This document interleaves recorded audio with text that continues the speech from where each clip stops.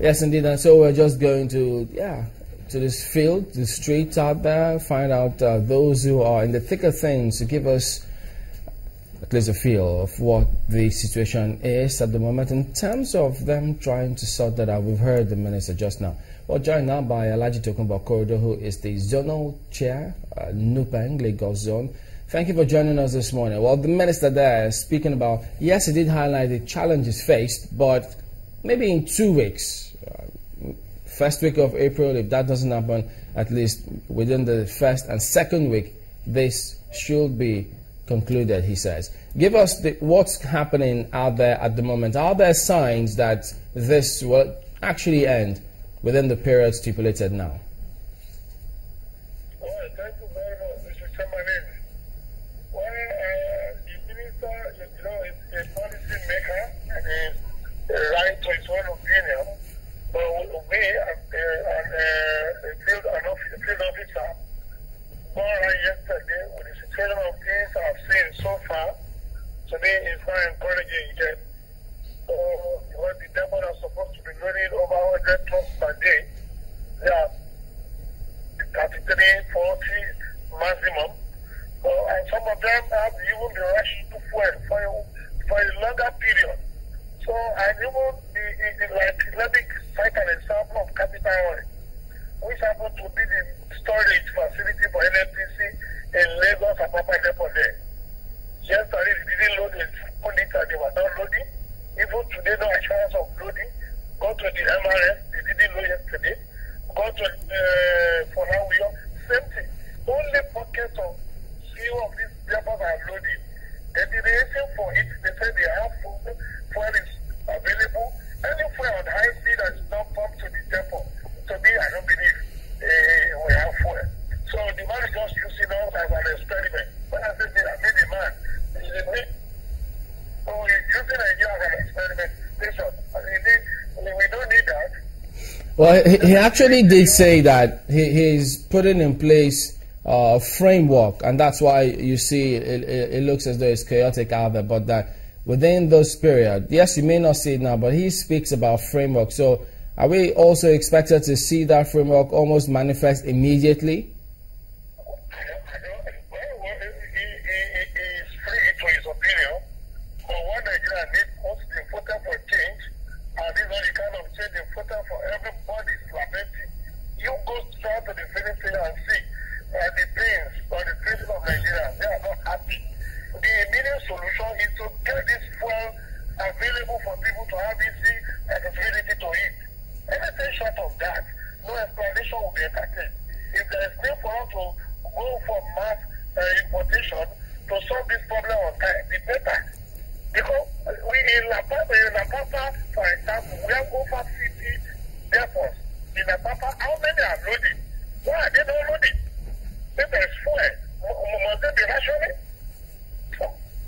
And then you are the truth. So that's a big question, because you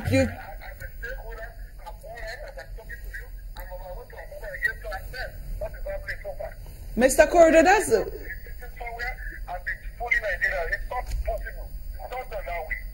Mr. Korede, I think that's the big question. So we'll ask you, why do you think that the depots are not loading?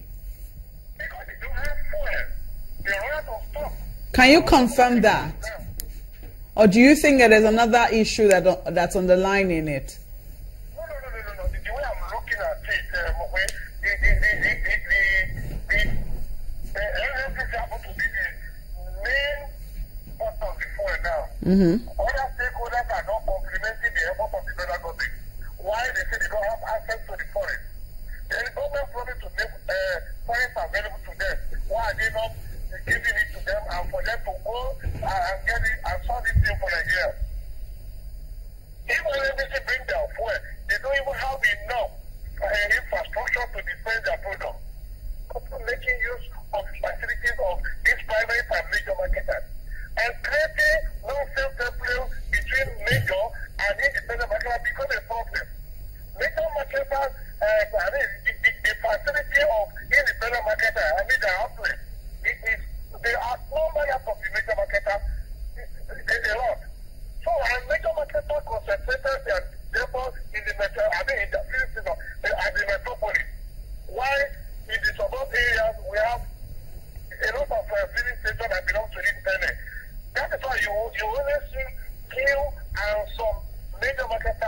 operating at the control point.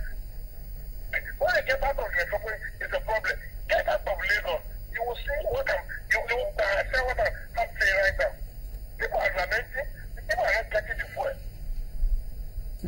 So you are saying that even the depots where the NNPC usually store its petrol, you think that they do not have petrol? They don't have. I'm trying to be correct about anybody. I said yesterday I moved out. That's why nobody asked me to do so. I know the best like you want to know the state of things, and we don't need to, let people know what is going on. Let's start out. So that solution can be quickly provided. Because what I heard you say was something about, usually about 100 trucks will load, but you only have about 40 trucks loading. Did I hear you correctly? I'm telling you, we have enough tankers. Tanker drivers are anxiously waiting to be loaded, but the fuel is not there. Therefore, they're supposed to be loading over 100 trucks per day. Go on. Only they loaded 40. Okay. Even go to the DPMC depot, Mosimi, Ejibo, Ibadan. Go on. They are not doing what they're supposed to do. They are not loading well. They are rationing. Okay. So, if what we're getting,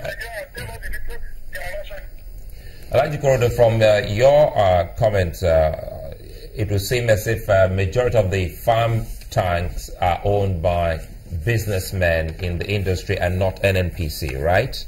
Yeah, you're right.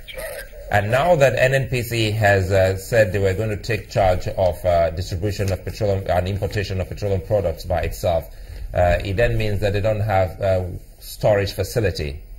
They don't. They So, only have 21 nationwide, and how many are working? They abandoned some of them because of the federalization. It is now they are regaining the pipeline back. Give that kudos to them. is there a way they can bring back these businessmen, these marketers who were into storage, for the product for NNPC, so that this whole gap can be bridged? That is exactly what I said the minister to do. It's supposed to have someone, a stakeholder meeting and report, especially those people that have invested in the infrastructure, in the oil and gas industry. They've been doing it before. Whatever be the problem, they need to sit down and resolve. Even it's the forest, because we can't wait for gradual production. We have the little one we have it needs enough fuel. The entire nation is drying up of petrol. So the immediate solution now is to I don't know what the songs are going to bring in. Let them have the mass importation so that every market will be flooded with fuel. Then when will that come back? Strategically, we can now be putting in place our policy. Is this shortage also affecting your members? Because the few petrol stations that are selling, how do they get the products to those petrol stations? Are they making use of your members' services? Typically, it's affecting us. Even some of the tanker drivers are supposed to start it because of the interest of the nation at heart. We compare them to getting them going on holiday. They were available, waiting to be loaded. Some are not even loaded. If you say a tanker in the town of the filling station, don't think it's empty of its content in that station. Out of the 3 compartments, it's the only one compartment with the staff. You see, and before you do it, you have to move around 3 filling stations. You see all its content. And for how long? And the motor road, for about an hour to the drivers. Let's get your impression about some of the reforms and programs that the ministry is putting in place. They talk about price modulation, subsidies off. Do you think that those reforms at the moment are the way to go? When you are talking about the price regime, it's not when we have the availability of products that we'll be talking of those ones. When you are thinking you want to unbundle or you want to restructure, when you are here, when prices are high, the same 2 players are supposed to work with you. They are not at first. There's no way there won't be any one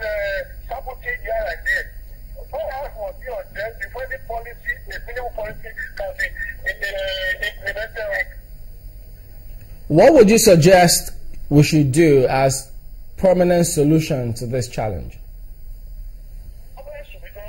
The minister meant well, but the way he's implementing his policies to be looked into very well. Because Nigerians, they are not issued, because they can't continue waiting in vain, giving promises that today, tomorrow, so day, the solution will be provided. Everybody wants fuel. So it's not an experiment after all. So filling station now, and so it's long queue. And some people they are not sure that when they get to the pump, they will get fuel to buy. So that do you subscribe to? Do you subscribe to the removal of fuel subsidy and liberalizing the sector? Well, I don't think so. Because when any policy that needs to be implemented should be a gradual process. And I will also monitor it very well that it will not be a detriment of Nigerians. All right, we have to thank you for talking to us this morning. Talking about Corridor is the zonal chair Nupeng in Lagos. Thank you for your time this morning.